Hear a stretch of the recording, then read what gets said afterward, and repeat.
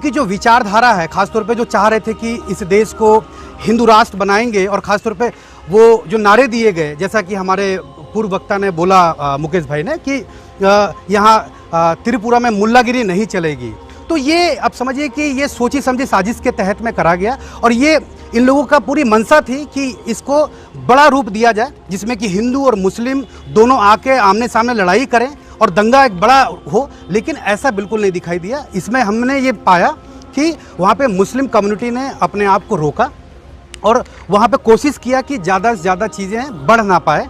वो जैसे मस्जिदों के पास में गए, जिस तरीके से नारे लगाते हुए गए, और फिर ये हम लोगों ने देखा कि वहाँ पे मुस्लिम लोग, तो जो इंस्टिगेटर्स या जो लोग दंगाई थे, जो हुलिगन्स थे, क्या वो वहीं के थे? आप लोगों ने ये फाइंड किया उन लोगों से मालूम करके, या जो उनके पास सीसीटीवी फुटेज और एविडेंसेस आए होंगे, क्योंकि आप लोग वकील हैं और तथ्यों के ऊपर बात करने का ज़्यादा आप लोगों के पास तजुर्बा होता है, आप लोगों ने ये पाया कि वो वहीं के थे, बाहर के थे, या क्या थे?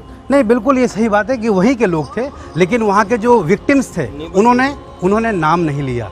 उन्होंने ये चाहा कि फिर ये अगर हम नाम लेंगे किसी का, फिर वो ज़्यादा चीज़ें बढ़ेंगी, तो ये उनकी प्रायोरिटी थी कि जो भी चीज़ हुआ अब वो दोबारा ना हो। कम से कम ये वहाँ के जो सीएम साहब हैं उनसे भी वो लोग मुलाकात की, इसलिए किया कि वो चाह रहे थे कि ये दंगा बढ़े ना। ये दंगे होने से पहले जो घटनाएं घटी, जो आपने देखा कि बांग्लादेश से ये जो शिफ्ट हुआ यहाँ पर, तो ये वहाँ पर जितने भी पॉलिटिशियंस थे बीजेपी के, क्योंकि हम जानते हैं कि बीजेपी की गवर्नमेंट वहाँ पर है, रूल कर रही है, तो उन लोगों ने मिलना स्टार्ट किया और ये सारी चीज़ें इन्होंने कोशिश ये की कि ये दंगा जिस भी तरीके से बढ़े ना, और जो संभावनाएं थी कि इसको और ज़्यादा बढ़ाया जाएगा और ख़ासतौर पर वहाँ टूल मिलेगा, तो वो हमने देखा कि वहाँ के लोग ने कोशिश की कि सारी चीज़ें मिलजुल के करा जाए, और जो भी घटना घट गई उसको चाहा कि अब आगे ना बढ़ पाए।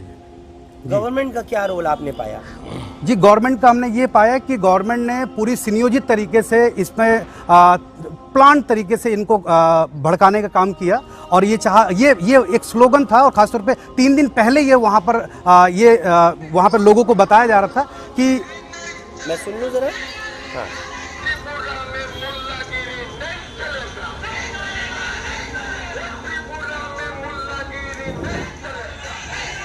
ये अक्यूज है, ये मॉब को लीड कर रहे थे। एक बार फिर से मुझे दिखाइए। ये अक्यूज है जो कि मॉब को लीड कर रहा था। क्या नाम है इसका, क्या आइडेंटिफिकेशन है इसकी?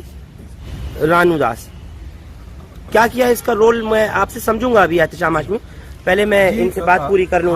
अमित श्रीवास्तव से। हाँ, गवर्नमेंट की जो बात थी, तो वहाँ हमने ये फील किया कि गवर्नमेंट के नॉलेज में था, और गवर्नमेंट चाहती थी कि यहाँ पे दंगा भड़के और दंगा और ज़्यादा तादाद में लोगों को इफेक्टेड करे, लेकिन वो हो नहीं पाया।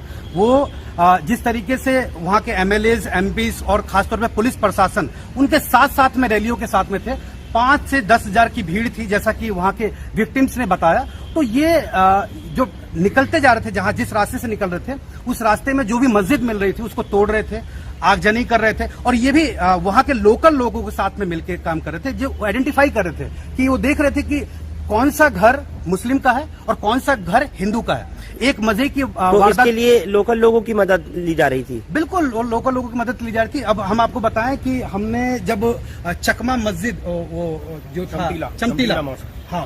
चमटीला मस्जिद के पास से जब भीड़ निकल रही थी, तो जब जो रवा बाजार की मार्केट में एक व्यक्ति का, हुसैन साहब का नाम है उनका, उनकी इलेक्ट्रॉनिक शॉप थी जिसमें कि वो लैपटॉप और तमाम चीजें रखते थे, और वो तो फिर उनकी पहले दुकान में आगजनी की गई, उनको शटर बंद था, आग लगा दी गई। फिर पता लगा कि पड़ोस का जो व्यक्ति है कोई हिंदू है और उसकी दुकान भी है, उसकी घर भी है, तो उस आग को बुझाया जाता है, फिर शटर को तोड़ा जाता है, उसके जो इंपॉर्टेंट सामान होते हैं उसको लूट लिया जाता है, फिर बाहर सामान करके उसको आग लगाया जाता है कि वो हिंदू दुकान का या हिंदू घर का उसको इफेक्ट ना पहुंचे। तो ये इस तरीके की प्लान्ड वे में सरकार ने खासतौर पर ये अपना एजेंडा था उनका कि हम यहाँ पर जो आने वाले चुनाव में हम इसको हिंदू और मुस्लिम में करें, लोग धर्म में ही फंस के रहें, और ये था कि कोई रोजगार और किसी तरीके की कोई बात ना करे। हमने एक चीज और देखा कि आज जो स्थिति है, तो वहाँ पर जो मुस्लिम जो लोग हैं बहुत काफी डरे हुए, बहुत दहशत में है कि पता नहीं कब मॉब आएगी और हम लोगों के घर में घुस जाएगी और हमको लिंच भी कर सकती है। तो ये स्थिति अभी बनी हुई है। मैं एडवोकेट एहतशाम हाशमी पर आता हूँ। आपसे पूछना चाहता हूँ कि एक तो आपका जाने का मकसद और दूसरी बात अभी के मौजूदा जो हालात हैं वो क्या है वहाँ, आप लोगों ने क्या देखा क्या पाया अभी के हालात, अगर प्रेजेंट सिचुएशन बता सकें आप, कितने लोग मर चुके होंगे, ये 3 सवाल आप जवाब दीजिए। जी देखिए, मुझे मेरी नॉलेज में ये फैक्ट तो नहीं आएगा किसी की जान गई है वहाँ पे, लेकिन लोग बहुत ज़्यादा दहशत में हैं। और इस बात का एक जो उदाहरण हमें खुद देखने को मिला, हमारी फैक्ट फाइंडिंग का जिस दिन दूसरा या तीसरा दिन शायद था, उस दिन डिनर पे हमें एक फैमिली ने इनवाइट किया अगरतला की। हम वहाँ से डिनर फिनिश करके बस अपने शूज़ पहन रहे थे और जाने की तैयारी कर रहे थे, तभी कुछ फ्रिंज एलिमेंट्स और विश्व हिंदू परिषद के लोग वहाँ पे आ गए और उन्होंने हम लोगों को मारने की, जान से मारने की पूरी कोशिश करी। लेकिन हमारे आप सभी एडवोकेट्स को, जी हाँ, हम सभी एडवोकेट्स को मारने की कोशिश करी। उनको पता नहीं था कि आप सुप्रीम कोर्ट से, उनको बताया, हमारे फ्रेंड मुकेश ने उनको बताया कि हम लोग सुप्रीम कोर्ट में लॉयर हैं और ये समझ गए कि मामला वो हिंदू मुस्लिम वाला है, तो उन्होंने अपना नाम बताया कि मैं मुकेश हूँ और मैं तो ब्राह्मण हूँ, हिंदू हूँ। उन्होंने बोला ऐसे विजिटिंग कार्ड कोई भी छपवा सकता है, कोर्ट की ID कार्ड दिखाइए। तो कोर्ट के ID कार्ड दिखाने के बाद तब थोड़ा सा उन लोगों का जो गुस्सा था वो शांत हुआ और फिर वो लोग काफ़ी बहस करने के बाद वहाँ से गए। और जिस फैमिली ने हमें इनवाइट किया था वो इतने डरे सहमे लग रहे थे कि उनको लग रहा था कि अब पता ही नहीं क्या होगा। तो उन्होंने अगले दिन फिर आके हमसे सॉरी बोला कि सर हमारे घर आप आए और आपकी ऐसी इंसल्ट हुई, इसके लिए हम लोग नहीं। तो एहतशाम हाशमी, आपको ये लग रहा था कि आप वहाँ बिल्कुल इनसिक्योर थे या आपको मार दिया जाता, बहुत ज़्यादा इनसिक्योर, लिंच हो जाते, आपको ये कैसे फील हुआ? बहुत ज़्यादा इनसिक्योर था क्योंकि 20-25 लोग आ गए थे, 8-10 लोग मुँह में कपड़ा भी बांधे हुए थे और वो लोग बस अटैक करने के ही मूड में थे। लेकिन जब उन्होंने नाम सुना अमित का और मुकेश का, तब वो थोड़ा सा उनका मतलब गुस्सा कम हुआ और मुझे पूरा यकीन हो चुका था कि अब शायद हम लोग बचेंगे नहीं और यहाँ से वापस जाना बहुत मुश्किल होगा। तो इस तरह का माहौल है वहाँ पे, क्योंकि आपने देखा है कि 4-5 हज़ार की भीड़ आके इस तरह के नारे लगा रही है वहाँ पे, एंटी मुस्लिम नारे लगा रही है और मस्जिदों को डिमोलिश कर रही है, आग लगा रही है वहाँ पे। उसके बाद ही वहाँ की पुलिस जो है वो कह रही है किसी भी मस्जिद में आग नहीं लगाई, किसी भी मस्जिद को नहीं तोड़ा। तो ये बिल्कुल फैक्ट गलत है और मुझे लगता है कि विश्व हिंदू परिषद के लोग डायरेक्टली इन्वॉल्व हैं और सरकार के सपोर्ट से ये सब काम कर रहे हैं। हमें वहाँ के कई लोकल्स ने अपना नाम ना बताने की शर्त पर यह बताया कि सर बीजेपी के सीनियर लीडर्स, वहाँ के MLAs, MPs इन सारी मॉब को लीड करने में बहुत महत्वपूर्ण भूमिका में थे। और मुझे लगता है कि ये गवर्नमेंट के कहने पे ये सारी चीज़ें हो रही हैं, क्योंकि आने वाले कुछ टाइम में वहाँ पे लोकल बॉडीज़ इलेक्शन है और यूपी में भी इलेक्शन है। अब आपको पता है कि बीजेपी सरकार जहाँ भी दंगे कराती है उसका इंटेंशन ये रहता है कि हमें इलेक्शन में वोट लेना है और अपना सीट सिक्योर करनी है। यानी आप लोग भी अपनी जान बचाकर किसी तरह से वहाँ बिल्कुल बच सके लोगों से। बिल्कुल। अभी एहतशाम वहाँ पर हालात किस तरह के हैं, अगर मैं आज की ही बात करूँ तो?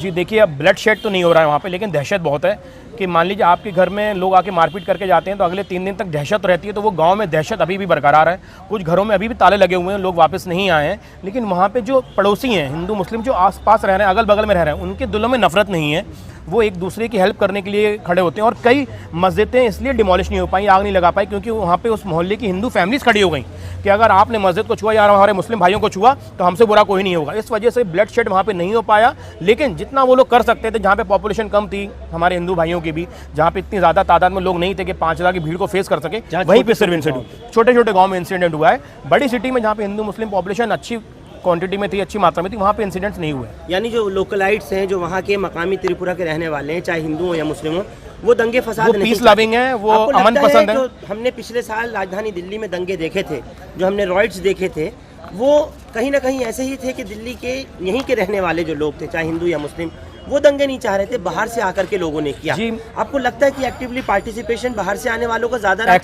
एक्टिव पार्टिसिपेशन बाहर से आने वाले लोगों का ज़्यादा रहा है। और मैं इनको रिलीजियस राइट्स नहीं कहूँगा, मैं इनको पॉलिटिकल राइट्स कहूँगा। ये राजनीतिक दंगे थे, क्योंकि आप देखिए हमारी टीम में 80% मेंबर्स नॉन मुस्लिम हैं, ब्राह्मण हैं और श्रीवास्तव हैं और इस तरह के लोग हैं, हमारे भाई साहब हैं यहाँ पे, तो इस तरह के लोग हैं ज़्यादातर। तो हिंदू मुस्लिम यूनिटी हिंदुस्तान में हमेशा जिंदा है और जिंदा रहेगी। लेकिन कुछ पॉलिटिशियंस की वजह से ये जो माहौल ख़राब होता है उसके लिए जिम्मेदार पॉलिटिशियंस हैं, ना कि हिंदू और मुस्लिम।